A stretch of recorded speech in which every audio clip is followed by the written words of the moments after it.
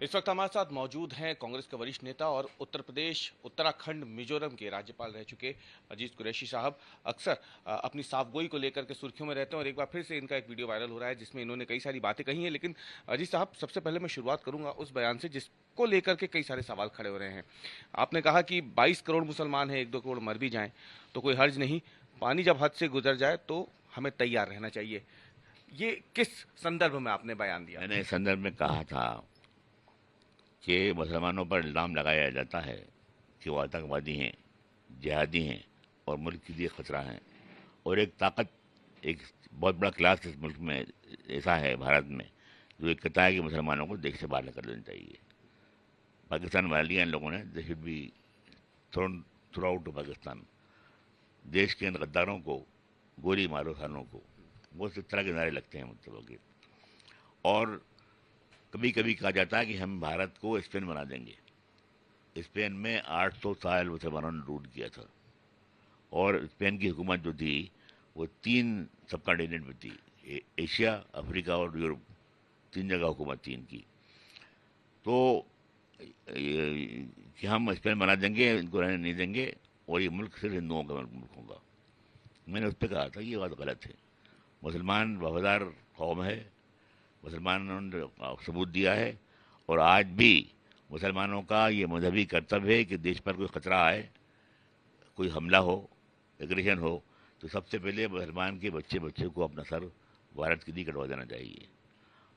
तिरंगे झंडे की आन बान शान के लिए बच्चे बच्चे बच्चे को अपना खून का कचरा बहा देना तो चाहिए। ये बयान तिरंगे के लिए था या फिर ये उन ताकतों के लिए था जिनका जिक्र आप कर रहे हैं? पूरी स्पीच का हिस्सा है, मतलब ये तो वो ताकतों में शामिल थी, उसी का हिस्सा है जो। कौन है वो ताकतें? आपको नहीं मालूम? जो ताकतें बांट रही हैं इंसानियत को, जो ताकतें डराती हैं माइनॉरिटीज़ को, जो ताकतें, जिन ताकतों ने ज़िंदगी हराम कर रखी है माइनॉरिटीज़ पर, जो वीकर सेक्शन की बर्बादी चाहती हैं, जो इक्वल राइट्स को ख़त्म करना चाहती हैं, जो liberty of thought, expression, belief, faith and worship को समाप्त करना चाहती हैं, जो संविधान को चेंज करना चाहती हैं, वो ताकतें हैं ये तो। आप कह रहे हैं कि माइनॉरिटीज को कमजोर कर रही हैं, माइनॉरिटीज को दबा रही हैं। कब से ये ताकतें सर उठा रही हैं देश में? आपको कब से लग रहा है, इसका इल्म कब से हुआ आपको? सालों से उठा रही हैं, थी, लेकिन पिछले 10 साल के अंदर ये बहुत बढ़ गई हैं। और मुसलमानों को हर जगह डराया धमकाया जा रहा है। और Muslims are now afraid, they are victims of fear. और उनको अपना मुल्क में रहना खतरा पैदा हो गया है। और उनको ये डर लगने लगा है कि ऐसा नहीं हो कि उनको निकाल के बाहर कर दिया जाए उनको। क्या इसीलिए अजीज कुरैशी साहब कह रहे हैं कि सर कटाने के लिए तैयार नहीं, रहें? इसके लिए मैंने ये नहीं कहा, पूरी बात नहीं कहा। मैंने ये कहा कि हमको as a royal citizens, faithful citizen, royal Indians, हमको इन बातों को बर्दाश्त करना चाहिए। और अगर हमारी मस्जिदें तोड़ जाएँ, लोग मारे जाएँ, मस्जिदों में मारे जाएँ, घर जलाए जाएँ, बच्चे यतीम किए जाएँ, औरतें बेवा की जाएँ, तो एक लिमिट तक हमको उसको बर्दाश्त कर लेना चाहिए। मतलब शांति कायम रहे, अमन कायम रहे और भाईचारा कायम रहे।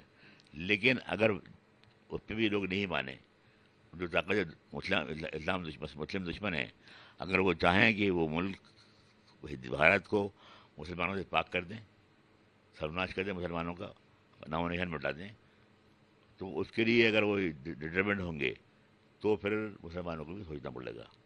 वो मुसलमान उन्होंने हाथों में चूड़ियाँ नहीं पहन रखी हैं, अगर उनका नामो निशान मिटाने के लिए कोई फोर्सेस आएंगी तो उसका मुकाबला करेंगे वो तो।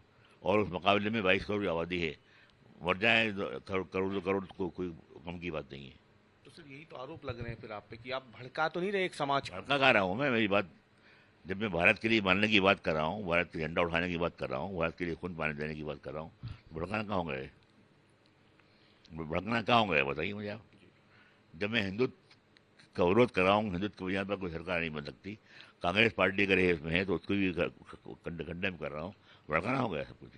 आप कांग्रेस की भी बात आई थी कि मैं बात कर रहा हूँ इनकलाब की, क्रांति की, मजदूर की, किसान की, मेहनत के अवाम की, उनका राज कायम करने की, जहाँ कोई जगह ना हिंदुत्व की जगह है ना इस्लाम की जगह उसके अंदर करूँ तो। लेकिन आप जिस पार्टी से आते हैं फिलहाल तो वो पार्टी मध्य प्रदेश में पूरी तरीके से हिंदुत्व के रंग में ही डूबी हुई है। मैं उदाहरण कुछ दे देता हूं आपको।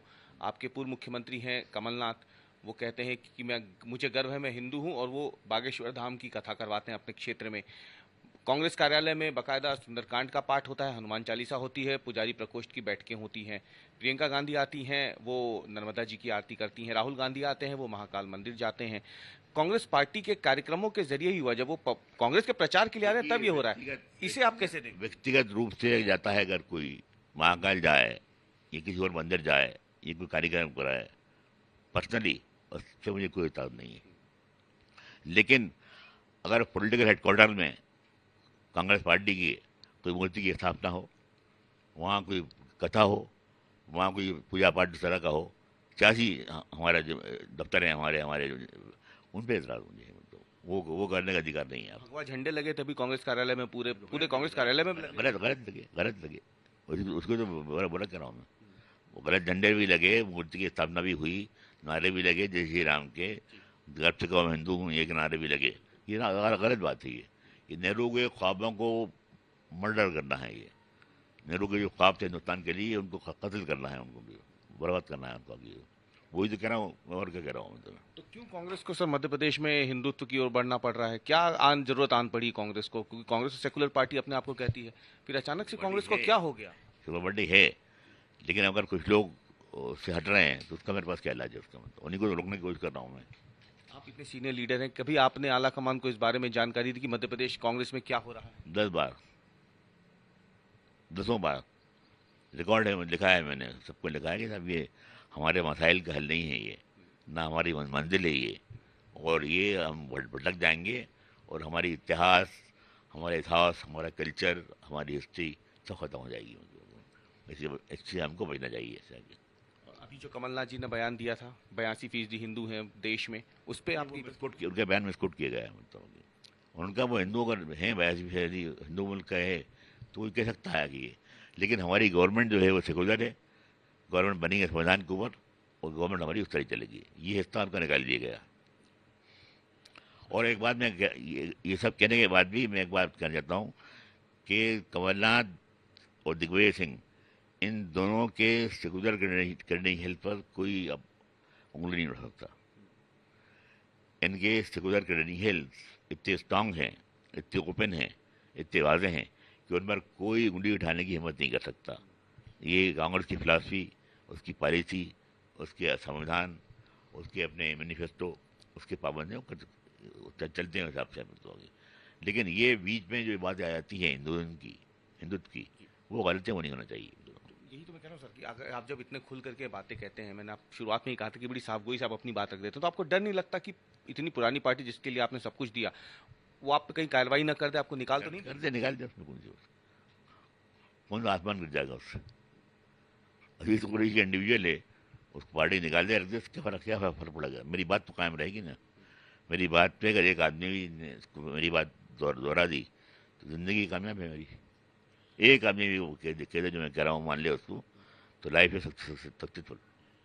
दिग्विजय सिंह ने हाल ही में बयान दिया, आप जो बात कह रहे हैं कि वो भी अपनी बात सामने रखते हैं। उन्होंने कहा कि नू जैसी हिंसा और दंगा जो है वो मध्य प्रदेश में भी भाजपा करवा सकती है। आप इससे सहमत हैं? हाँ, बिल्कुल सहमत हूँ, बिल्कुल सहमत हूँ। क्यों आपको लगता है मध्य प्रदेश में ऐसा हो सकता है? क्या क्या क्या नहीं हो रहा? पिछले 10 साल से क्या नहीं हो रहा है?